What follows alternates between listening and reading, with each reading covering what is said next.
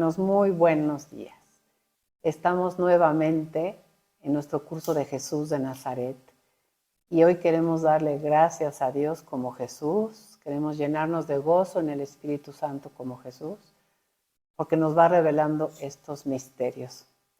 Misterios porque si Él no nos los diera a conocer, nosotros no podríamos conocerlos. Entonces, con Jesús vamos a bendecir al Padre porque nos va revelando estos misterios sobre quién es Él. Vamos a empezar la clase número 31 en el nombre del Padre y del Hijo y del Espíritu Santo. Padre nuestro que estás en el cielo, santificado sea tu nombre. Venga a nosotros tu reino. Hágase tu voluntad en la tierra como en el cielo. Danos hoy nuestro pan de cada día. Perdona nuestras ofensas, como también nosotros perdonamos a los que nos ofenden. No nos dejes caer en la tentación y líbranos del mal. Oh Espíritu Santo, don de Dios y fuerza de lo alto, fuente de agua brotante de vida eterna, desciende y mora en nuestros corazones. Haznos verdaderos adoradores del Padre, condúcenos a la plenitud de la verdad y transfórmanos en testigos de Jesús, para llevar su nombre hasta los confines de la tierra. Amén. Como les decía, estamos en la clase número 31.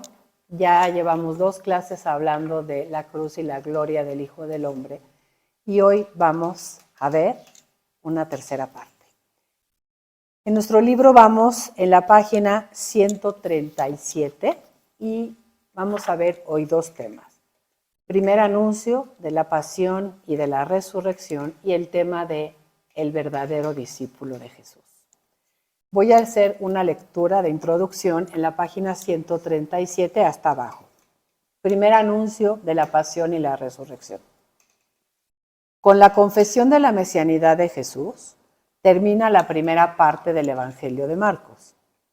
En la segunda parte del Evangelio, que lo que nosotros hemos estado hablando de esta segunda parte de su ministerio público, Jesús comienza una etapa nueva y diferente en sus enseñanzas.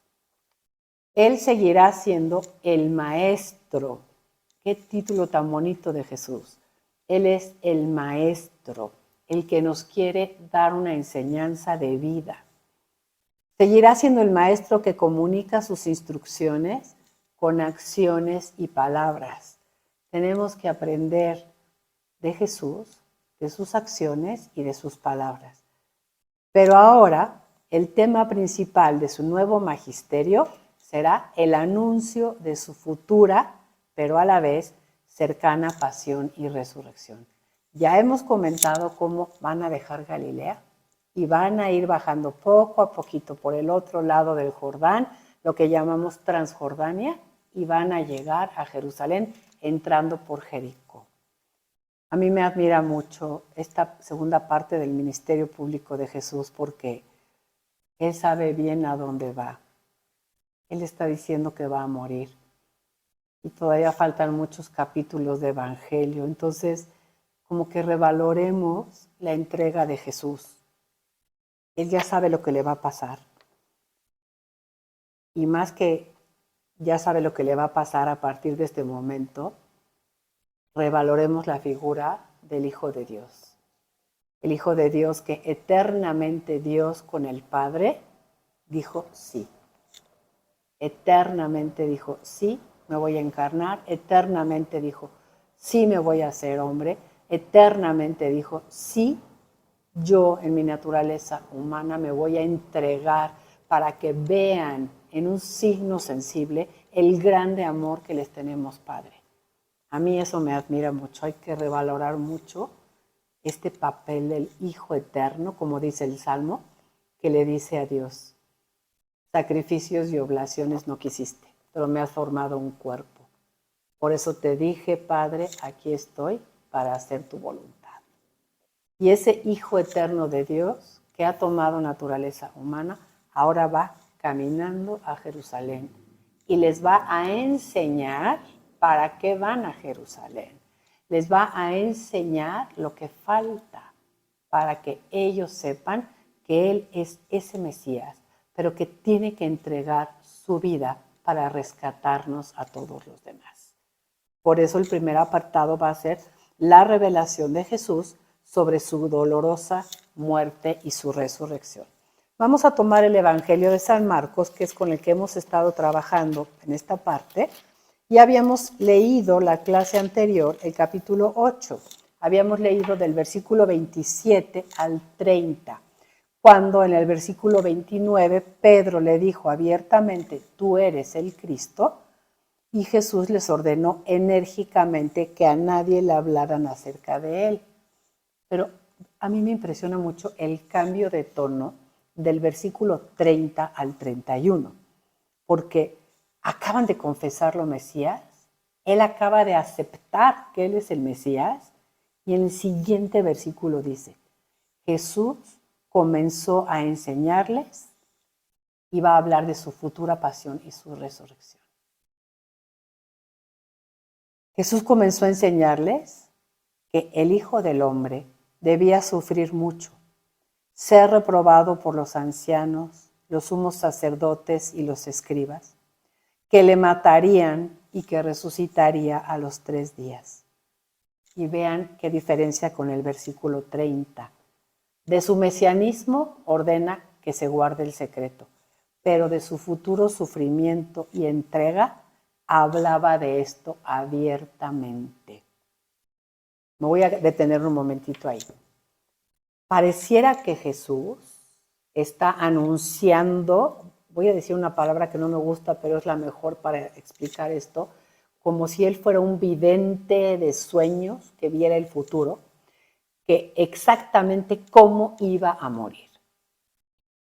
Jesús sabía que él iba a entregar su vida, Jesús sabía que iba a morir crucificado, pero el que está escribiendo el Evangelio ya sabe que Jesús murió como murió, ya sabe que lo arrestaron, ya sabe que lo flagelaron, ya sabe que lo insultaron, que lo abofetearon, que le pusieron una corona de espinas. El evangelista ya sabe que las autoridades judías fueron las que lo entregaron, que murió en manos de los romanos. Y sabiendo eso, y habiendo los evangelistas releído el Antiguo Testamento a la luz de esto que pasó Jesús, ellos dicen, oigan, esto que me acaban de contar de cómo murió Jesús es exactamente lo que le pasaba en el Antiguo Testamento a ese personaje del que hablábamos hace unas clases, el siervo de Yahvé. Y entonces, en el momento de escribir los relatos de la pasión, muerte y resurrección del Señor, pero también ahorita, cuando Jesús anuncia su futura muerte y resurrección, nos lo van a anunciar como si Jesús se presentara como el siervo de Yahvé. Narran todo lo relacionado con la pasión, muerte y resurrección del Señor a la manera del siervo de Yahvé, del profeta Isaías, que ya hemos leído. Entonces, Jesús habla de esto abiertamente. Vean cómo él es muy claro. Toda la parte de la gloria, del mesianismo, de que me reconozcan porque los voy a liberar, eso no es lo importante. Ustedes son mis discípulos, están viniendo cerca de mí. Vamos camino a Jerusalén. Quiero que sepan bien a dónde vamos. Les estoy enseñando que ese camino de gloria no lo queremos. Que el camino que hay que seguir para llegar a la gloria es el de la cruz. Por eso les aviso, me van a matar, pero voy a resucitar a los 3 días. El padre Carrillo tenía una frase muy bonita que decía, Jesús nunca habló de su muerte sin hablar de su futura resurrección. Aprendamos eso. Porque nosotros como que decimos, yo me voy a morir, y mi mamá un día se va a morir, y mi hermano un día se va a morir. Pero ahí no termina nuestra vida. Eso de que Newton encontró las leyes de la materia, de que no se crea ni se destruye, solo se transforma, pues la fe ya lo decía. Dios que nos creó no nos va a destruir, nos va a transformar, nos va a dar una vida nueva, una vida de resucitados. Y Jesús tenía esa plena convicción. Por eso él nunca hablaba de su muerte sin hablar de su futura resurrección. Entonces, Pedro, reactivo, ese personaje de Pedro que es espectacular, se lo llevó aparte y se puso a reprenderle. Le dice, estás equivocado. Acabas de aceptar que tú eres el Mesías, el que va a instaurar el reinado de Dios con este poderío político militar que quién sabe dónde esté, pero seguro va a llegar. Y ahora estás diciendo que cuando lleguemos a Jerusalén, en lugar de tomar el trono, te van a matar. Estás equivocado. Y en este momento, Pedro está haciendo las veces de Satanás. Pedro está tentando a Jesús como lo había tentado Satanás en el desierto. ¿Cuál había sido aquella tentación? No sigas el camino del mesianismo sufriente, sino un mesianismo glorioso. ¿Acabas de aceptar que eres el Mesías? Por favor, ¿qué tal si llegamos a Jerusalén? Nos paramos en medio del templo y dices, yo soy el Mesías, y empezamos ya a organizar aquí el reinado de Dios. Y vamos a leer la respuesta de Jesús. Jesús, volviéndose y mirando a sus discípulos, viendo a todos como diciendo, ni se les vaya a ocurrir tampoco a ustedes, reprendió a Pedro y le dijo, quítate de mi vista, Satanás, porque tus pensamientos no son los de Dios, sino que son los de los hombres. Quiero leer la nota de Marcos 8:33 que dice así. Lo que los discípulos no comprenden no es ya la verdadera personalidad de Jesús, sino el misterio de su muerte. Y ahora escuchen esta palabra. La idea de un Cristo rey que tenga que morir les escandaliza, porque ellos todavía ignoran lo que es la resurrección. Y ellos todavía no han recibido el Espíritu Santo y todavía no comprenden el misterio de Jesús. Entonces la postura de Pedro es muy normal. Si tú has aceptado que tú eres el Mesías que yo estoy esperando, vámonos a Jerusalén a instaurar el reinado de Dios. Pero un Cristo que va a sufrir, de eso no hablan las Escrituras. Y segundo, como que Pedro dice, Señor, eso está horrible. ¿Cómo que vamos a ir a Jerusalén y te van a matar, entre paréntesis, y a nosotros contigo? Vamos a ver cómo lo dicen ahora los otros evangelios, porque les recuerdo bien importante, una de las reglas de la interpretación bíblica, ¿cuál es? La verdad sobre un tema no está en un solo versículo de la Biblia, sino en todos los versículos que hablan de ese tema. Así como leímos las tres respuestas de Pedro que confiesa la mesianidad de Jesús, ahora tenemos que leer los relatos de Jesús que anuncia su futura pasión y resurrección en los tres evangelios.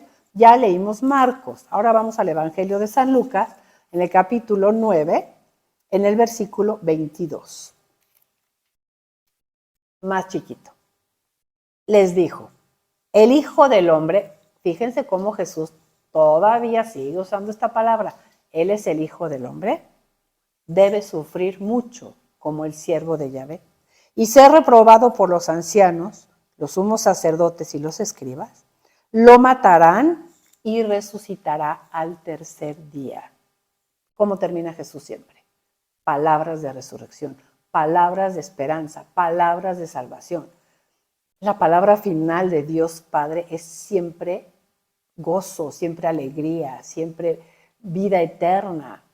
No termina todo en la cruz. Aunque veamos un crucifijo, creemos en el resucitado. Jesús está vivo, ¿se acuerdan? Jesús vive porque ha resucitado. Ahora vamos a verlo en el Evangelio de San Mateo, en el capítulo 16. El mismo relato en el Evangelio de San Mateo, en el capítulo 16, ahora en el versículo 21. Voy a leer el versículo 20 porque también ahí encontramos aquella palabra de sobre el mesianismo guarden secreto, pero sobre lo demás sí hablamos abiertamente. Mateo 16, 20. Entonces mandó a sus discípulos que no dijesen a nadie que Él era el Cristo. Desde entonces comenzó Jesús a manifestar a sus discípulos que Él debía ir a Jerusalén. Cuando leemos en la Biblia, era necesario que Él fuera, era preciso que Él pasara por Samaria, era necesario que Él vaya a Jerusalén ¿Qué estamos leyendo ahí? Estamos leyendo que Jesús está haciendo algo que es voluntad del Padre. El Padre quiere que Jesús vaya a Jerusalén. Acuérdense que es la voz pasiva. Y cuando hay voz pasiva en la Biblia, hay un sujeto escondido detrás de la acción. Y ese sujeto detrás de la acción es siempre Dios. Él debía ir a Jerusalén y sufrir mucho de parte de los ancianos, los sumos sacerdotes y los escribas, que le matarían y que resucitaría al tercer día. Pedro se lo llevó aparte y se puso a reprenderle diciendo: ni se te ocurra, Señor. ¿Cómo somos nosotros? Jesús, queremos el cielo, estamos felices de ir contigo, pero ni se te ocurra que sea a través del sufrimiento. Lo de la gloria está precioso. Eso de que yo sea tu hijo por el bautismo es lo máximo, que tú me regales tu Espíritu Santo está increíble, que yo pueda recibirte en la Eucaristía, bueno, qué cosa más increíble, pero Señor, ni se te ocurra que yo vaya a tener que sufrir un poquito. Yo hasta me acabo de confesar y le decía yo al Padre, Padre, ¿cómo me cuesta trabajo decirle sí, Señor? Porque siempre le digo, pero no me gusta sufrir. Yo creo que todos somos como Pedro. Ni se te ocurra, Señor. De ningún modo te sucederá eso. Pero él, volviéndose, le dijo a Pedro: quítate de mi vista, Satanás. Como le había dicho en las tentaciones, apártate de mí, Satanás, quítate de mi vista, Satanás. Solo me sirves de escándalo. Escándalo en la Biblia es tropiezo, porque tus pensamientos no son los de Dios, sino los de los hombres. Vamos a leer un texto bien bonito del profeta Isaías, que nos va a ayudar con esto de los pensamientos de Dios. En el capítulo 55 del profeta Isaías, en el versículo 6, dice Dios: porque mis pensamientos no son vuestros pensamientos, ni vuestros proyectos son mis proyectos. Pues cuanto se elevan los cielos sobre la tierra, así se elevan mis proyectos sobre los vuestros y mis pensamientos sobre los vuestros. Ah, Pedro, tu manera de pensar es muy mundana. Hay que pensar esta vida que estamos viviendo en el nivel profundo, en el nivel que va a permanecer. Ni se te ocurra, ¿cómo que ni se me ocurra? ¿Y qué va a decir Jesús? Vamos a Jerusalén. Impresionante, ¿no? Entonces vayan viendo cómo él sigue como maestro enseñándoles: sí, soy el Mesías, sí, soy el profeta, pero voy a tener que sufrir. Aunque sea el Hijo del Hombre, y yo creo que eso es lo que le da un valor impresionante a Jesús, soy este personajazo que es, yo les digo soy el Hijo del Hombre, pero si supieran quién soy, y voy a entregar la vida por ustedes. Y lo más impresionante es cuando les dice: sí soy el Mesías, pero voy a sufrir, les va a decir: el que quiera, venga conmigo. Y ese es el segundo número de nuestra clase de hoy, que está en la página 139 y dice: el verdadero discípulo sigue las huellas de Jesús. E introduce el Padre el tema así: en el contexto del anuncio de su propia muerte y de su resurrección, es cuando Jesús proclama el programa de vida de aquel que quiera seguirlo. Y fíjense cómo vamos a leer ahorita en el Evangelio: llamando a la gente a la vez que a sus discípulos. Llamando a la gente a la vez que a sus discípulos. Como es nuestro sistema, siempre vamos a empezar con el Evangelio de San Marcos. Estábamos en el capítulo 8, ahora vamos a leer el versículo 34.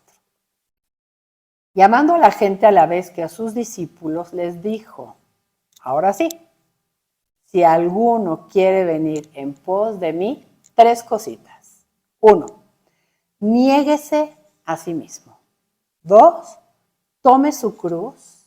Y 3, sígame. Y vamos a analizar cada una de estas ahorita. Niéguese a sí mismo, tome su cruz y sígame, para que las entendamos bien. Pues ¿de qué le sirve? Porque quien quiera salvar su vida la perderá, pero quien pierda su vida por mí y por el Evangelio la salvará. Pues ¿de qué le sirve al hombre ganar el mundo entero si arruina su vida? ¿Qué puede dar el hombre a cambio de su vida? Porque quien se avergüence de mí y de mis palabras en esta generación adúltera y pecadora, También el Hijo del Hombre se avergonzará de él cuando venga en la gloria de su Padre con los santos ángeles. Así lo enseña San Marcos. Ahora vámonos a verlo al Evangelio de San Lucas. Ahí nos habíamos quedado en el capítulo 9. Vamos al versículo 23. Lucas 9, 23. Decía a todos: si alguno quiere venir en pos de mí, niéguese a sí mismo, tome su cruz, y Lucas añade, cada día. Cada día. Eso nos va a ayudar mucho, porque no es tome su cruz de cuando le llegue la enfermedad terminal, no es tome su cruz de que ahorita tiene este problema y esa es su cruz. Es la cruz de cada día. Cada día hay una cruz que hay que tomar.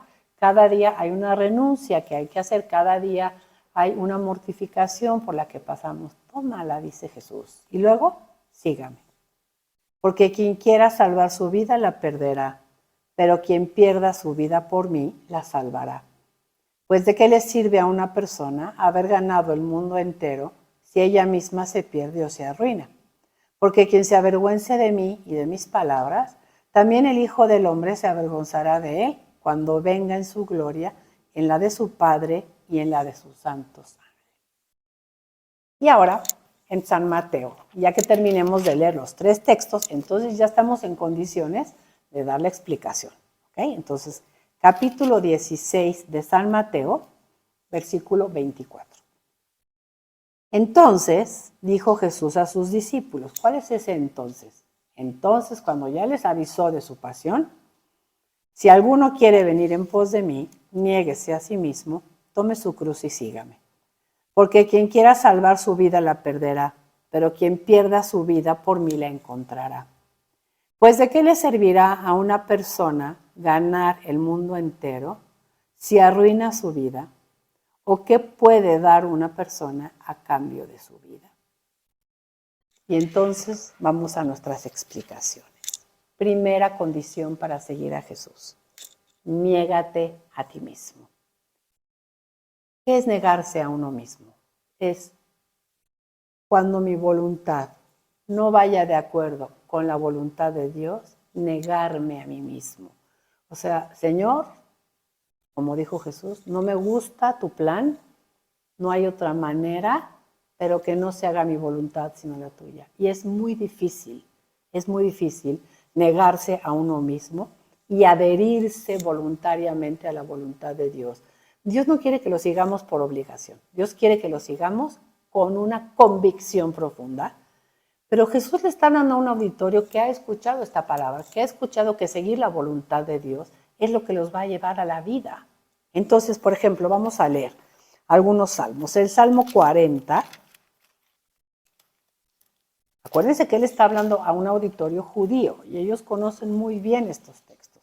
En el Salmo 40, en el versículo 8, voy a leer desde el versículo 7.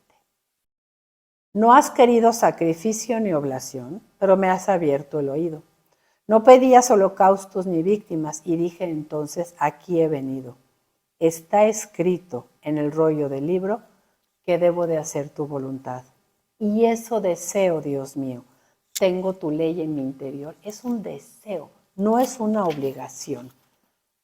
Vamos al Salmo 143. Vamos a ver ahora otro texto sobre hacer la voluntad de Dios. Salmo 143, voy a leer desde el versículo 9. Líbrame de mis enemigos, Yahvé, pues busco refugio en ti. Enséñame a cumplir tu voluntad, tú que eres mi Dios. Enséñame a cumplir tu voluntad. Ahora vamos a ver otros textos en los que Jesús nos habla de hacer la voluntad de Dios. Ya los hemos escuchado. ¿Qué tal este que ya habíamos estudiado en el Sermón de la Montaña? Mateo 7:21. No todo el que me diga Señor, Señor, entrará en el reino de los cielos, sino el que haga la voluntad de mi Padre. Ya lo hemos comentado, pero cómo es importante repetir. El cristianismo no se trata de hacer rezos, el cristianismo no se trata de seguir reglas, no se trata de aprender doctrinas. El cristianismo es encontrarme con una persona y hacer lo que esa persona me dice. porque lo he conocido como alguien de fiar, como alguien que me trae puras cosas positivas. Es una relación personal en la que yo hago lo que Él quiere, pero porque lo amo, no porque nadie me lo esté imponiendo. Eso fue Mateo 7:21.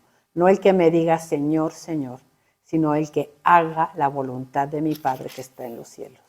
Y en el capítulo 12, en el versículo 50, dice Jesús otra vez, cuando le llevan a su mamá y a sus hermanos una palabra que no nos gusta, algún día le explicaremos, pero Jesús dice, estos son mi madre y mis hermanos, pues todo el que cumpla la voluntad de mi Padre, ese es mi hermano, mi hermana y mi madre. ¿Y cuál es el ejemplo máximo? Jesús en Getsemaní, de querer la voluntad del Padre. No niégate a ti mismo y que se haga la voluntad de Dios porque no me queda de otra, sino desear de verdad, de todo corazón, que se haga la voluntad de Dios. Jesús en Getsemaní. Padre, todo te es posible. Aparta de mí este cáliz.